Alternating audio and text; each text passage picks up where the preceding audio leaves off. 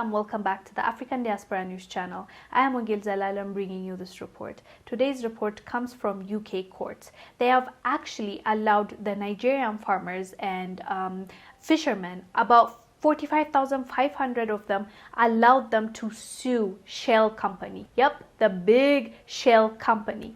Let me read you the article Al Jazeera wrote on this. We'll come back and discuss. The United Kingdom Supreme Court has ruled that a group of 42,500 Nigerian farmers and fishermen can sue Royal Dutch Shell in English courts after years of oil spills in the Niger Delta contaminated land and groundwater there. Senior judge said there was an arguable case that UK Shell, one of the world's biggest energy companies, is responsible in the latest taste of whether multinationals can be held to account for the acts of overseas subsidiaries. Represented by law firm Lee Day, the group of Nigerians have argued that the parent company Shell owed them a duty of care because it either had significant control of and was responsible for its subsidiary SPDC. Shell countered that the court had no jurisdiction to try the claims.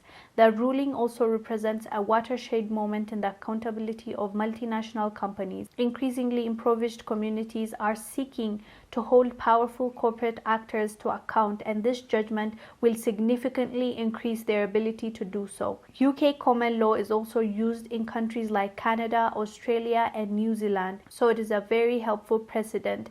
The decision comes almost 2 years after a seminal ruling by the Supreme Court in a case involving mining firm Vedanta. The judgment allowed nearly 2,000 Zambian villagers to sue Vedanta in England for alleged pollution in Africa. That move was seen as a victory for rural communities seeking to hold parent companies accountable for environmental disasters. Vedanta ultimately settled out of court in January. Members of Nigeria's Ugali and Bile communities alleged their lives and health have suffered because repeated oil spills have contaminated the land, swamps, groundwaters, and waterways, and that there has been no adequate cleaning or remediation. This is actually a huge deal for the community there. 45,500 is a lot of people. There are farmers there, there are fishermen, there are communities that grew up there and were affected because of the oil spill, the negligence of Shell. Even though they're getting loads and loads, millions from Nigeria, the oil that they're taking in, they're selling it. That's their benefit. That is their industry.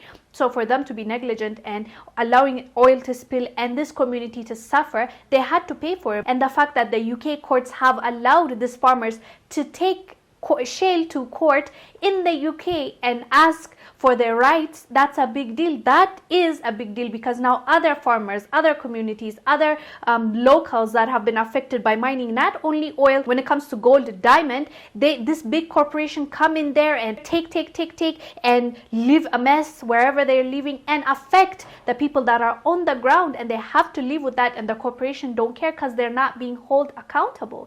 But then now this UK courts allowing these farmers and fishermen to take this big corporation to court says a lot, and it helps a lot of communities, a lot of countries, not only Nigerians but other nations. As I said, it can be South Africa, it can be Congo, it can be Ghana, wherever it is, wherever this big corporation are, they're now liable. They now have to be cautious with the way they move. They're usually like, they don't care, they can care less. They kick out people in Uganda. I did a report last year about this. They just kick them out. They're like, oh, we found oil in this, or was it gas? They're like, we found something, just go away. And they push them out, and they gave them each, I think, $1,000. Imagine, underneath your land there's a natural resource and you're given $1,000 and to just shoo away so that they can take away that oil and send it for millions. How crazy does that sound? But that's the reality of the locals, and sadly the governments are not doing much about it. So unfortunately, it's the British that are saying, okay, bring them to court and we'll give you the justice regardless. They are giving them a chance to go and appeal and ask for what they deserve. So hopefully the UK courts will be honest with this situation and actually give the money that this Nigerian farmers deserve and give them what's right, and Shell Company needs to pay for it. And that's it. That's pretty simple. It's not that complicated, but I'm really glad they went with that.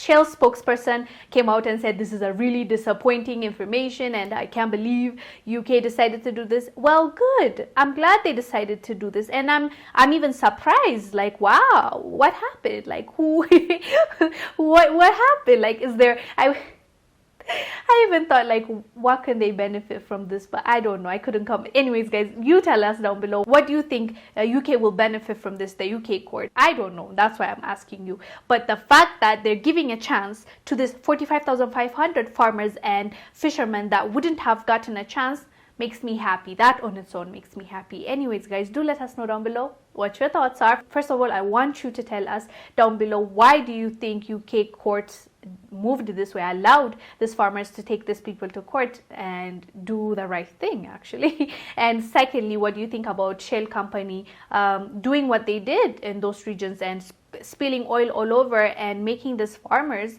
and these people, the locals, suffer in the process? I am Wangil Zalalam bringing you this report. I will see you on the next one. Bye.